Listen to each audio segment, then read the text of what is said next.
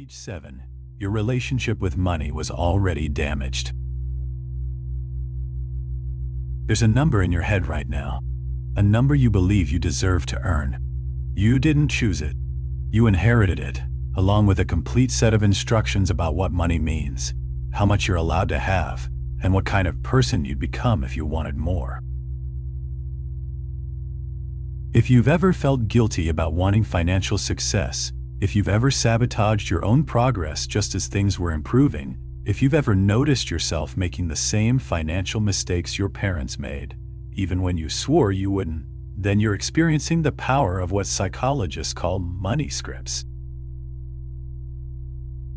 In the next 50 minutes, you'll understand exactly why you make the financial decisions you do. You'll see how invisible programming installed in childhood continues to run your adult life. And more importantly, you'll learn the specific techniques that financial therapists use to rewrite these scripts permanently.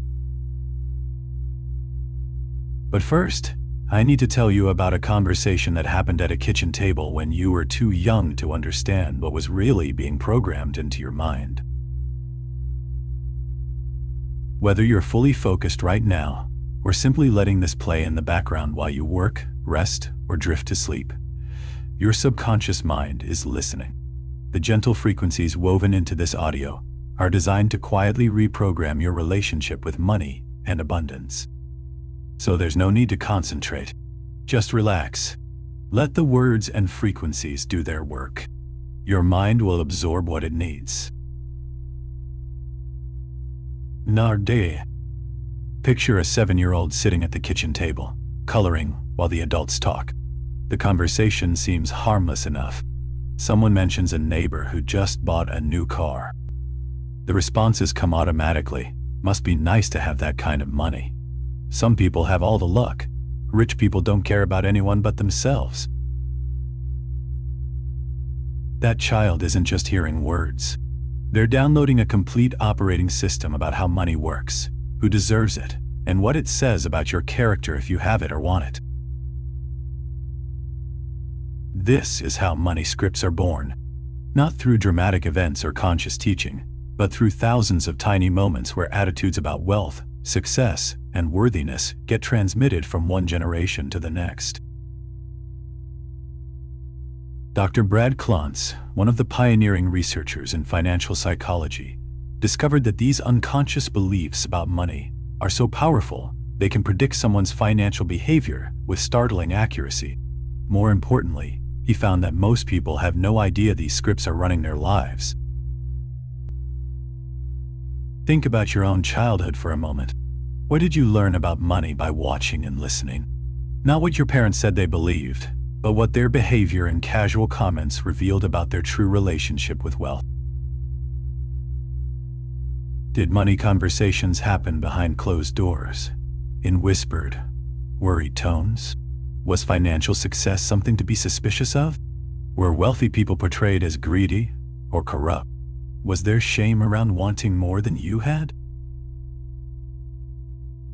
Or perhaps the opposite was true. Maybe money was everything.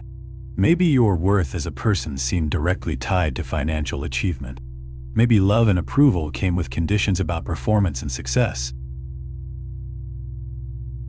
These early experiences created neural pathways in your brain, actual physical structures that process financial information in specific ways. When you encounter money situations today, your brain automatically runs these old programs, often producing results that seem to make no logical sense.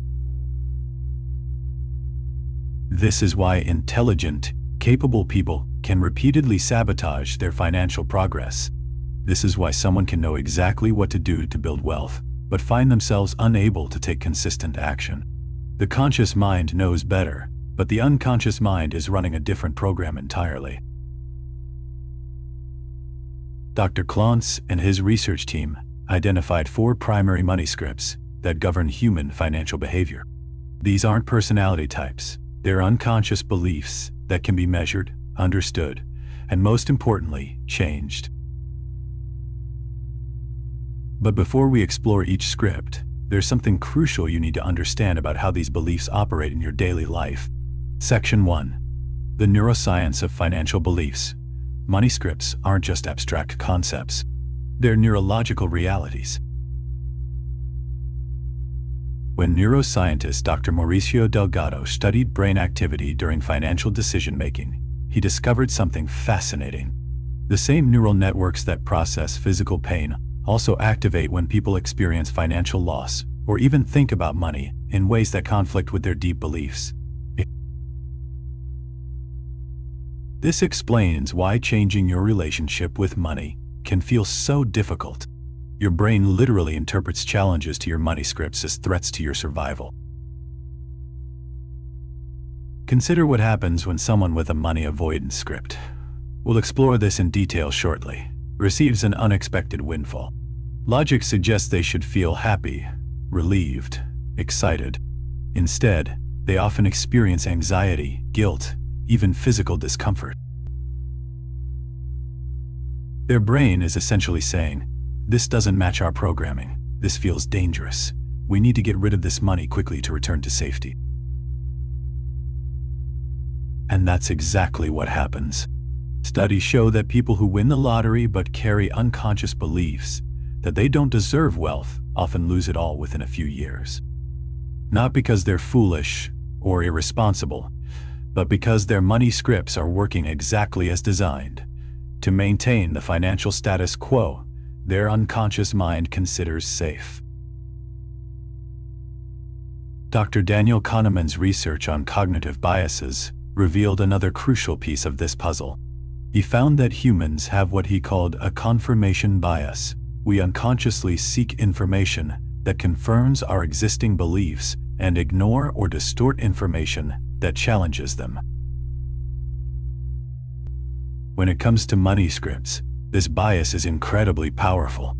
Someone who believes rich people are greedy will notice every story about corporate corruption while overlooking countless examples of wealthy individuals using their resources for good. Someone who believes I'm not the type of person who has money will focus on every financial setback while minimizing their successes. This isn't conscious deception. It's how the brain protects the integrity of its existing neural networks. Your mind is literally filtering reality to match your unconscious programming about money. But here's what's truly remarkable. These same neural pathways that maintain limiting money scripts can be rewired. The brain's neuroplasticity, its ability to form new connections and pathways, means that even deeply ingrained financial beliefs can be changed. The key is understanding exactly what you're working with. Each of the 4 money scripts creates a different type of financial reality. Each one has its own logic, its own protective mechanisms, and its own pathway to transformation. Let's begin with perhaps the most misunderstood of all money scripts, one that often masquerades as virtue, but creates profound financial limitation. Section 2. Money avoidance. When virtue becomes prison money is the root of all evil. If you grew up hearing variations of this phrase, you likely carry what psychologists call a money avoidance script. But this belief system is far more sophisticated and pervasive than simple anti-wealth sentiment. People with money avoidance scripts often appear to be the most virtuous members of society. They're generous with others, unconcerned with material possessions, focused on relationships and experiences rather than accumulation. They frequently work in helping professions, teaching, social work, ministry, non-profit organizations. On the surface, this seems admirable, and in many ways, it is. The challenge arises when these beliefs become so extreme that they create genuine financial hardship and, paradoxically, prevent these individuals from helping others as effectively as they could.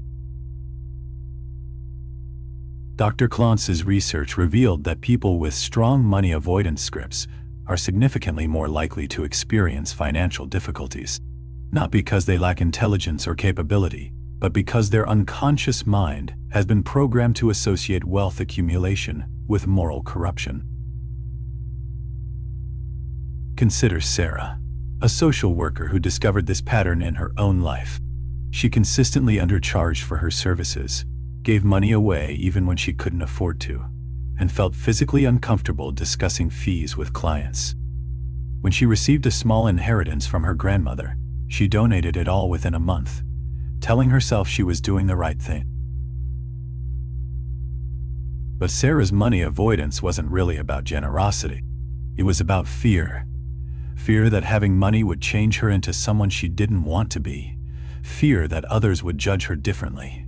Fear that she would lose the identity she'd built around being someone who wasn't materialistic.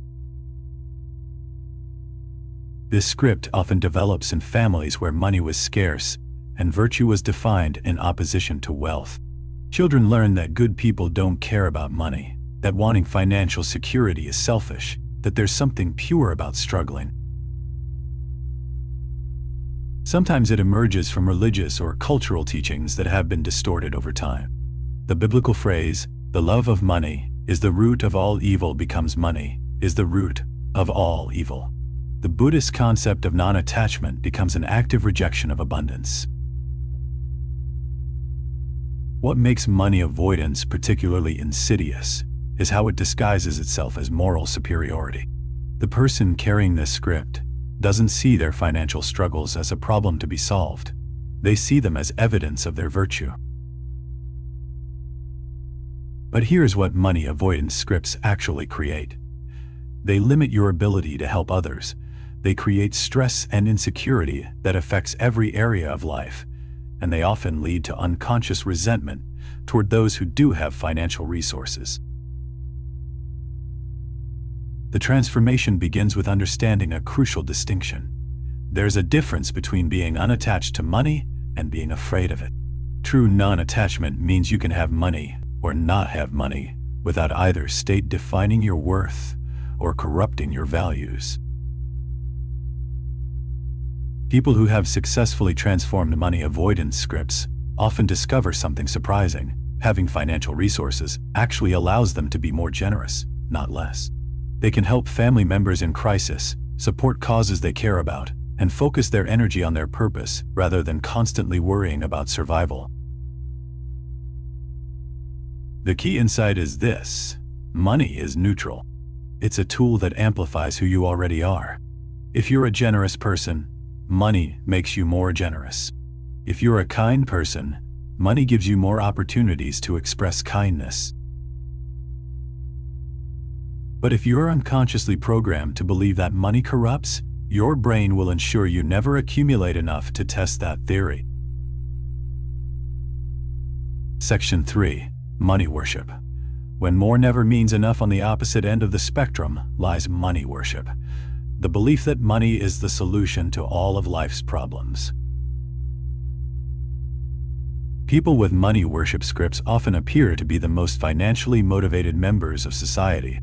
They work long hours, pursue high-paying careers, and seem completely comfortable with wealth accumulation.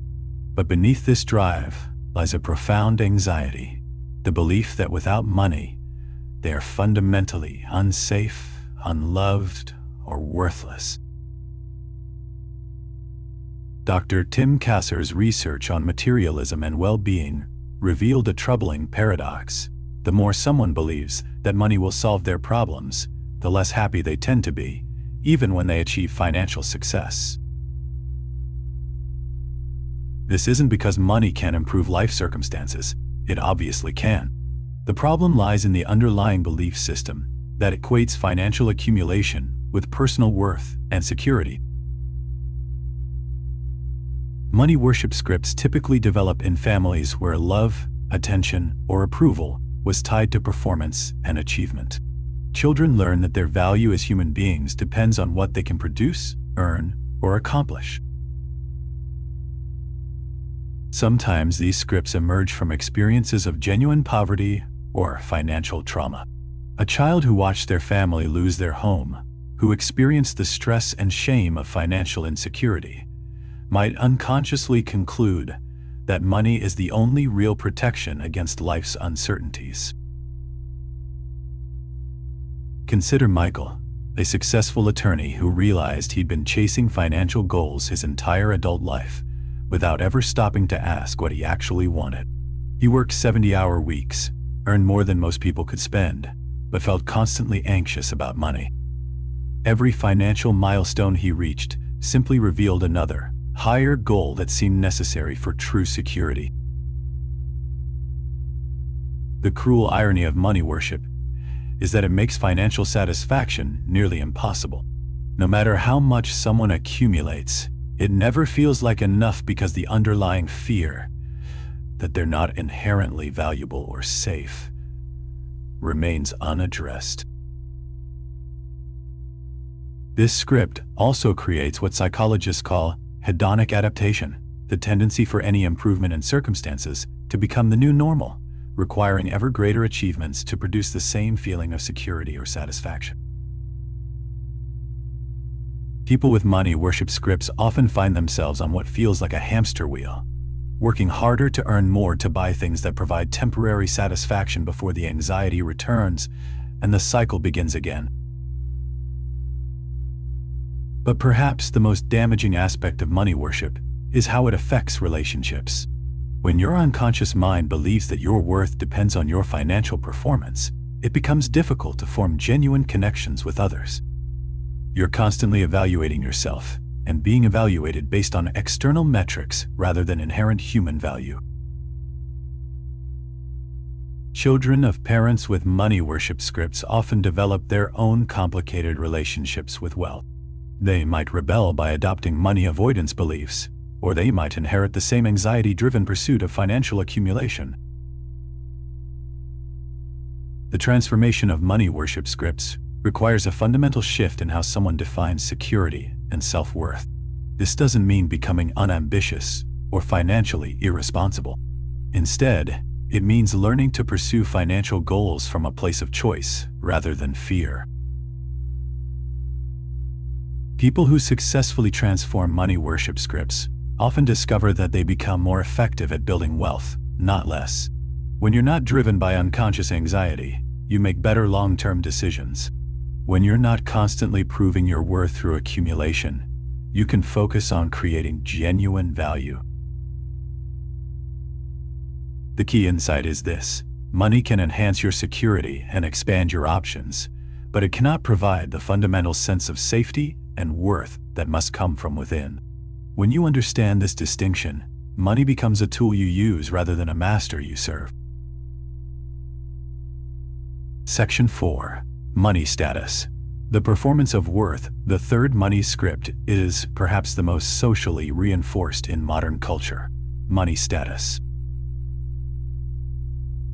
People with money status scripts believe that their self-worth and social value are directly tied to their financial achievements and the material possessions they can display.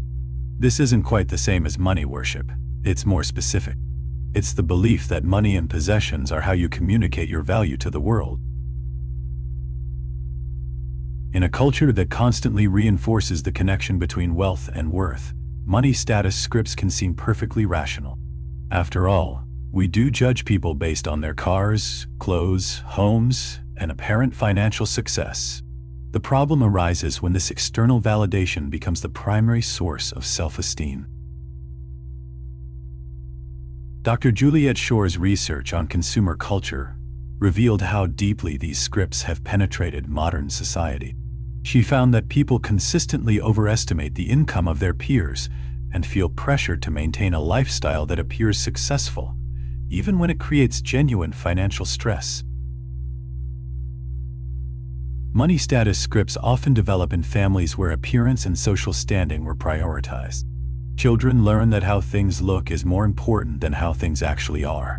They absorb the message that being perceived as successful is more valuable than actually being financially secure.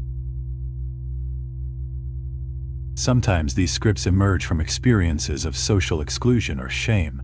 A child who felt embarrassed by their family's financial circumstances might unconsciously decide that accumulating visible wealth is the way to ensure they're never in that position again. Consider Jennifer, a marketing executive who realized she was spending nearly everything she earned on maintaining an image of success. Designer clothes, expensive restaurants, a luxury car lease that consumed a third of her income. She had almost no savings, But she looked wealthy, and that appearance had become essential to her sense of identity. The challenge with money status scripts is that they create a constant performance. You're always on stage, always being evaluated, always needing to prove your worth through external displays. This is exhausting and ultimately unsustainable. People with these scripts often find themselves trapped in what economists call lifestyle inflation. As their income increases, their expenses increase proportionally, leaving them feeling financially stressed regardless of how much they earn.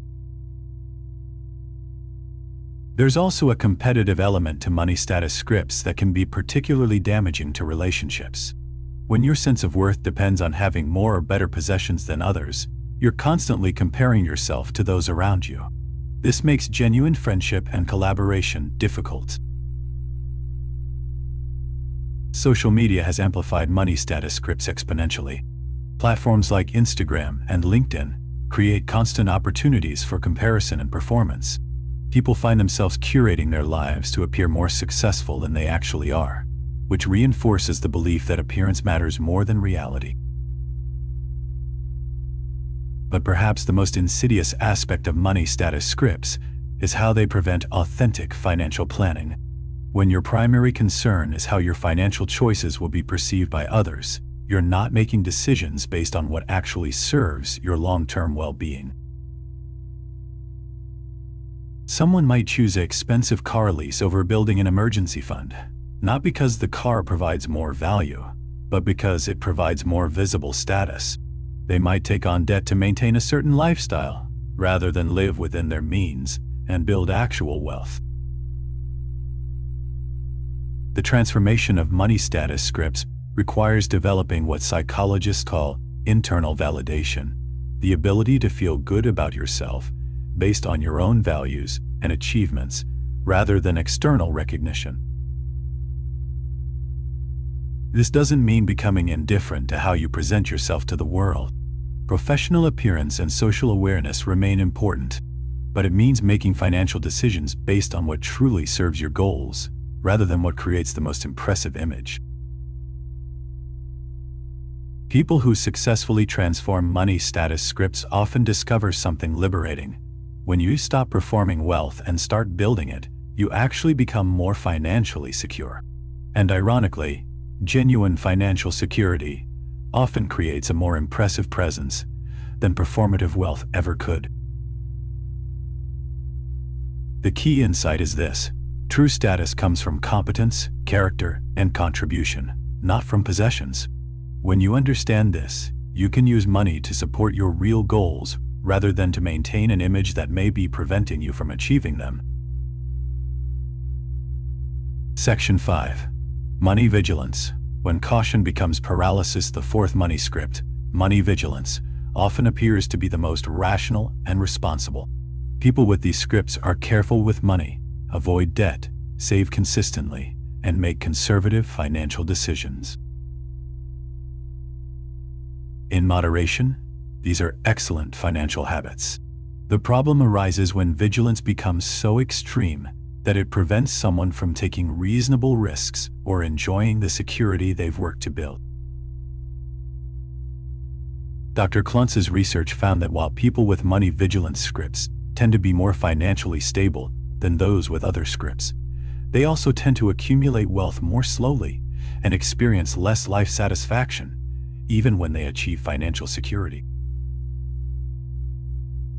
Money vigilance scripts typically develop in families that experience significant financial trauma, job loss, bankruptcy, economic depression. Children learn that financial security is fragile and that constant vigilance is required to maintain it. Sometimes these scripts emerge from cultural backgrounds where thriftiness and financial conservatism are deeply valued. Phrases like waste not, want not, and a penny saved is a penny earned become core beliefs about how money should be managed.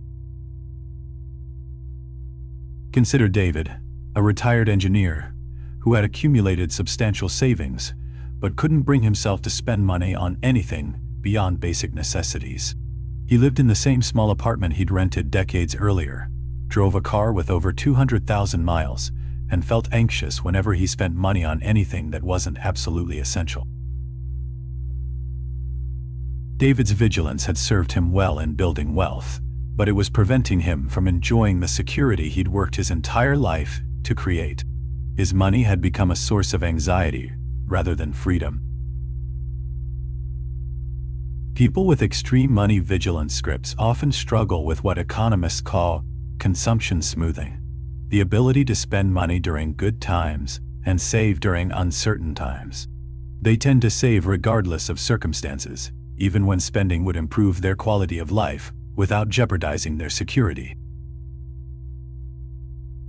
This script can also create challenges in relationships. Partners of people with money vigilance scripts often feel frustrated by the constant focus on saving and the reluctance to spend money on shared experiences or reasonable comforts. Children of parents with money vigilance scripts sometimes develop rebellious spending patterns, or they inherit the same anxious relationship with financial security that their parents experienced. But perhaps the most limiting aspect of extreme money vigilance is how it prevents reasonable risk-taking. People with these scripts often avoid investments that could grow their wealth because they're so focused on avoiding potential losses. They might keep large amounts of money in low-yield savings accounts rather than investing in diversified portfolios. They might avoid starting businesses or changing careers, even when the potential benefits significantly outweigh the risks. This is what behavioral economists call loss aversion, the tendency to feel the pain of losses more acutely than the pleasure of equivalent gains. For people with money vigilance scripts, this bias can become so extreme that it prevents them from taking actions that would actually increase their financial security. The transformation of money vigilance scripts requires developing what financial planners call risk tolerance, the ability to accept reasonable uncertainty in pursuit of greater long-term security. This doesn't mean becoming reckless or abandoning careful financial planning. Instead, it means learning to distinguish between prudent caution and paralyzing fear. People who successfully transform money vigilance scripts often discover that taking calculated risks actually increases their sense of security. They learn that diversifying investments reduces risk rather than increasing it. They realize that spending money on experiences and relationships enhances life satisfaction without jeopardizing financial stability. The key insight is this: true financial security comes from building resilience and adaptability, not from avoiding all risk. When you understand this, money becomes a tool for creating the life you want rather than something you hoard out of fear. Section 6. The intersection of scripts. Understanding your unique pattern. Most people don't carry just one money script in isolation. Instead, we tend to have complex combinations of beliefs that can seem contradictory on the surface. Someone might have money avoidance scripts around accumulating wealth for themselves, while having money worship scripts around providing for their children. They might practice extreme money vigilance with their savings, while displaying money status behaviors in their professional life. These combinations often reflect the different influences and experiences that shaped our financial beliefs. Perhaps one parent modeled money avoidance, while the other demonstrated money worship. Maybe early family experiences created vigilance scripts, but later, social pressures developed status concerns. Dr. Sonia Britt's research on financial therapy revealed that understanding these intersections is crucial for creating lasting change. Trying to address one script while ignoring others often leads to internal conflict and inconsistent behavior. Consider Maria, who discovered she had both money avoidance and money status scripts operating simultaneously. She felt guilty about wanting wealth, avoidance, but also felt compelled to appear successful to her colleagues, status. This created a constant internal tension. She would earn money and then find ways to spend or give it away, maintaining the appearance of success while preventing actual accumulation. These script intersections also explain why financial advice that works for one person may be completely ineffective for another. Someone with money worship scripts might respond well to aggressive wealth-building strategies, while someone with money avoidance scripts might need to start by simply becoming comfortable with the idea of financial security. The key to understanding your own script combination is honest self-observation. Notice your automatic thoughts and feelings around money. What makes you anxious? What makes you feel guilty? What makes you feel proud or ashamed? Pay attention to the stories you tell yourself about money and wealthy people. Listen to the language you use when discussing financial topics. Observe your behavior when you receive money, spend money, or make financial decisions. Most importantly, notice the patterns. Do you consistently sabotage financial progress just as you're starting to succeed? Do you feel compelled to spend money you can't afford to maintain a certain image? Do you hoard money even when spending it would improve your life? Do you avoid financial opportunities because they feel morally questionable? These patterns reveal the unconscious programming that's driving your financial behavior. And once you can see these scripts clearly, you can begin the process of consciously choosing which beliefs serve you and which ones need to be updated. Section 7. The neuroscience of script transformation. Understanding your money scripts is only the first step. The real transformation happens when you learn to rewire the neural pathways that maintain these unconscious beliefs. Dr. Rick Hanson's research on neuroplasticity revealed that the brain has a natural tendency to reinforce existing patterns, what neuroscientists call neurons that fire together, wire together. This is why money scripts can feel so automatic and unchangeable. But Hanson also discovered that the brain can form new pathways at any age. The key is understanding how to work with your brain's natural learning processes rather than against them. Traditional approaches to changing financial behavior often focus on willpower and conscious decision-making. You decide you're going to save more, spend less, or invest differently. You create budgets and set goals and try to force yourself to follow through. This approach fails because it's trying to use conscious willpower to override unconscious programming. It's like trying to change the course of a river by standing in it and pushing against the current. Effective script transformation works differently. Instead of fighting against your unconscious beliefs, you gradually install new neural pathways that naturally lead to different financial behaviors. The process begins with what psychologists call cognitive awareness, simply noticing when your money scripts are active. This isn't about judging or trying to change anything immediately.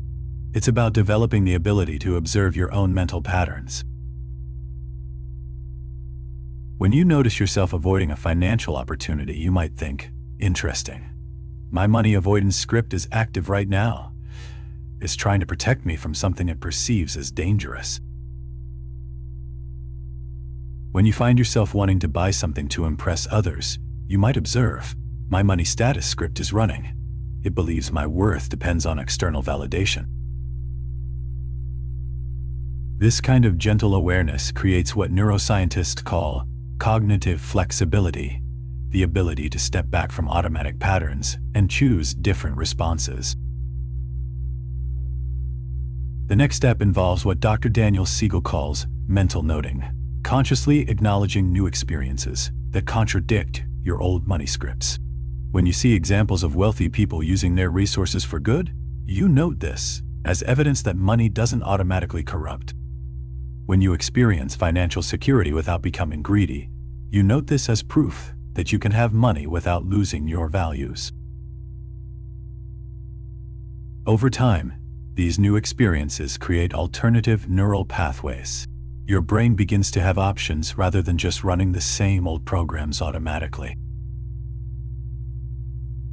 The final step involves what behavioral psychologists call experiential learning, taking small actions that reinforce your new beliefs about money. This might mean gradually increasing your prices if you're a business owner with money avoidance scripts. It might mean setting up automatic investments if you have money vigilance scripts that prevent reasonable risk-taking. The key is to make these changes gradually and consistently. Dramatic shifts often trigger your brain's threat detection systems and can actually reinforce old scripts. Small, consistent changes allow new patterns to develop naturally. Section 8. Practical techniques for script rewiring. Now, let's explore specific techniques that financial therapists use to help people rewire their money scripts. The first technique is called script archaeology, systematically uncovering the origins of your financial beliefs. This involves examining your earliest memories around money, the messages you received from family members, and the experiences that shaped your understanding of wealth and worthiness. Dr. Brett Klontz developed a structured approach to this process. He asked clients to complete sentences like, "In my family, money was, rich people are, poor people are. If I had a lot of money, I would." The goal isn't to blame your family or past experiences. Instead, it's to understand how your current financial behaviors make perfect sense given the programming you received. This understanding creates compassion for yourself and clarity about what needs to change. The second technique involves cognitive restructuring, systematically challenging and updating limiting beliefs about money. This process begins by identifying the specific thoughts that maintain your money scripts. Someone with money avoidance scripts might notice thoughts like, "Good people don't care about money. If I focus on wealth, I'll become selfish. Money corrupts people." The restructuring process involves examining these beliefs objectively. Is it true that all wealthy people are selfish? Can you think of examples of people who have money and use it for good? Is it possible to care about money and also care about other people? This isn't about positive thinking or affirmations. It's about developing a more nuanced, realistic understanding of money and wealth that allows for greater flexibility in your financial behavior. The third technique is behavioral experimentation, taking small actions that test your old beliefs about money. Someone with money status scripts might experiment with wearing less expensive clothes to see if their professional relationships actually suffer. Someone with money vigilance scripts might experiment with spending a small amount on something enjoyable to see if it actually jeopardizes their security. These experiments provide direct evidence that contradicts limiting money scripts. Your brain learns through experience, not just through thinking. When you repeatedly have experiences that contradict your old beliefs, new neural pathways naturally develop. The fourth technique involves values clarification, getting clear about what actually matters to you versus what your money scripts tell you should matter. This process helps you make financial decisions based on your authentic values rather than unconscious programming. Someone might discover that they value security and freedom more than status and appearance. This realization allows them to redirect their financial energy toward building wealth rather than displaying it. The fifth technique is future self-visualization, imagining yourself successfully living with healthier money scripts. This isn't fantasy or wishful thinking. It's a structured process of mentally rehearsing new financial behaviors until they begin to feel natural and automatic. Neuroscientist Dr. Alvaro Pascual-Leone discovered that mental rehearsal creates many of the same neural changes as actual practice. When you repeatedly imagine yourself making confident financial decisions, your brain begins to wire itself for that behavior. The final technique involves environmental design, structuring your surroundings to support new financial behaviors rather than reinforce old scripts. This might mean automating investments so you don't have to overcome money vigilance scripts every month. It might mean removing shopping apps from your phone if you struggle with money status behaviors. The key insight is that willpower is a limited resource. The more you can structure your environment to naturally support healthy financial behaviors, the less you have to rely on conscious effort to override unconscious programming. Summary: integrating your new financial operating system, we've covered substantial ground in our exploration of money scripts and financial psychology.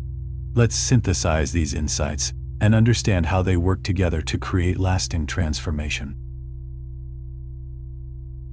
The fundamental insight underlying everything we've discussed is this: your relationship with money was programmed, not chosen.